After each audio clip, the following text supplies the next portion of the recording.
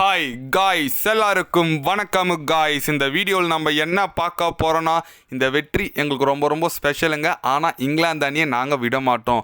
இங்கிலாந்து அணி பார்த்தா எங்களுக்கு ஒன்றும் பயம் கிடையாதுங்க. கண்டிப்பாக நாங்கள் இந்த தொடரை வெல்வோம்.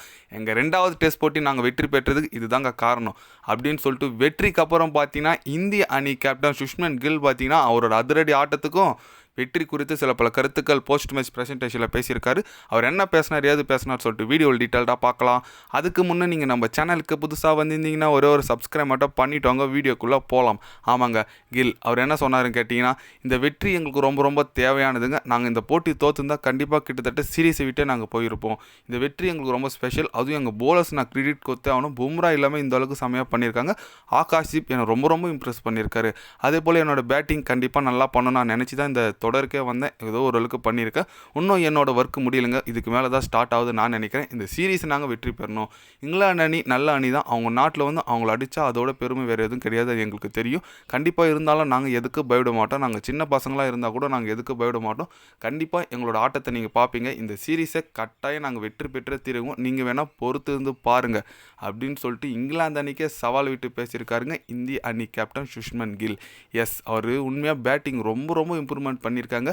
இதுக்கு முன்னே பார்த்தீங்கன்னா வெளியே அதாவது England, Australia, New Zealand, south Africa இது போன்ற நாட்டில் 100 கூட அவர் அடிச்சதில்லை. ஆனால் இப்போ பார்த்தீங்கன்னா 300 அடிச்சிருக்காரு. அதில் ஒரு டபுள் 100.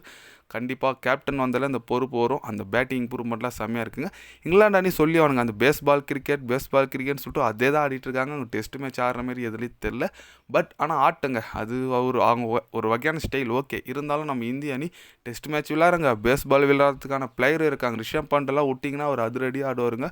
அந்தளவுக்கு ஒரு திறமை வாய்ந்த பிளேயர். இந்த மாதிரி இருக்கும்போது கண்டிப்பாக இங்கிலாந்து கொஞ்சம் பயம் வந்திருக்குங்க. இந்திய அணி பார்த்து என்னடா சின்ன பசங்க நம்மளாம் சொல்லிட்டுறாங்கன்னு சொல்லிட்டு அந்தளவுக்கு நல்லா இருக்குது இந்திய டீம். கண்டிப்பாக இந்த சீரீஸை வெற்றி பெறும் எனக்கு நம்பிக்கை இருக்குங்க. அடுத்த போட்டி பார்த்தீங்கன்னா லார்ட்ஸில் விளையாடுறாங்க. அதுவும் இந்த சீரீஸ் இந்த மேட்ச் வின் பண்ணது பார்த்தீங்கன்னா இது வரைக்கும் வெளிநாட்டில் போயிட்டு இந்திய அணி ஹையஸ்ட் ரன் வித்தியாசத்தில் வெற்றி பெற்றிருக்காங்க. 336 ரன். இது மிக்க யாரும் பண்ணல.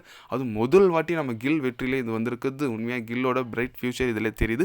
பொறுத்து வந்து பார்க்கலாங்க.